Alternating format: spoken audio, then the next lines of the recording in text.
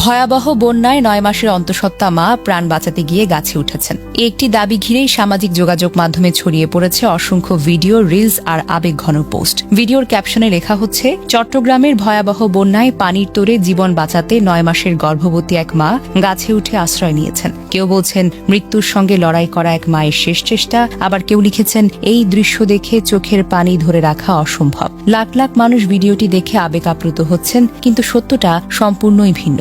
যে ভিডিওটি এখন বন্যার ঘটনা বলে প্রচার করা হচ্ছে সেটি বর্তমানে বন্যার নয়। ভিডিওটি ধারণা করা হয়েছিল 15 জুলাই 2024 সালে সুনামগঞ্জের বিখ্যাত টাঙ্গুয়ার হাওরে। সেখানে ঘুরতে গিয়ে একজন নারী মজা করে গাছের ঢালে উঠে এই ভিডিওটি ধারণ করেছেন। সেই পুরনো ভিডিওই এখন নতুন করে কেটে ছেটে আবেগঘন বর্ণনা জুড়ে চলমান বন্যার দৃশ্য হিসেবে ছড়িয়ে দেওয়া হচ্ছে। অর্থাৎ ভিডিওটির সঙ্গে বর্তমান বন্যা বা প্রাণ বাঁচাতে গিয়ে ওঠা ৯ মাসের অন্তঃসত্ত্বা মা এমন দাবির কোনো সম্পর্ক নেই।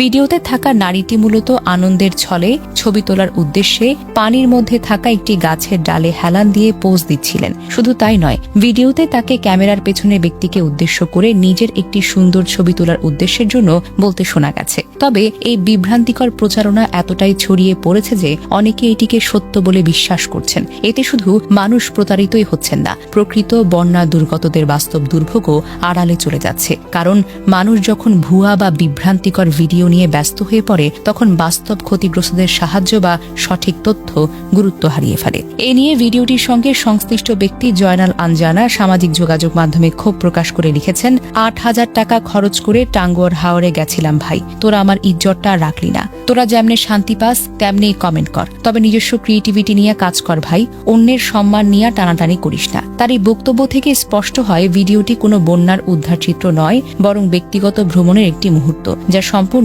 ভিন্ন প্রেক্ষাপটে ধারণ করা হয়েছিল।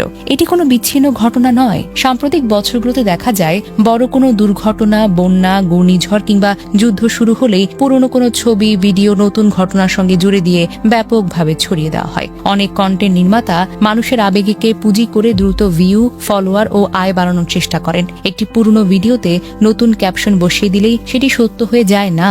মনে রাখতে হবে, একটি ভাইরাল ভিডিও মানে সত্য নয়, বরং যত বেশি আবেগঘন দাবি থাকবে তত বেশি সতর্ক হওয়া উচিত।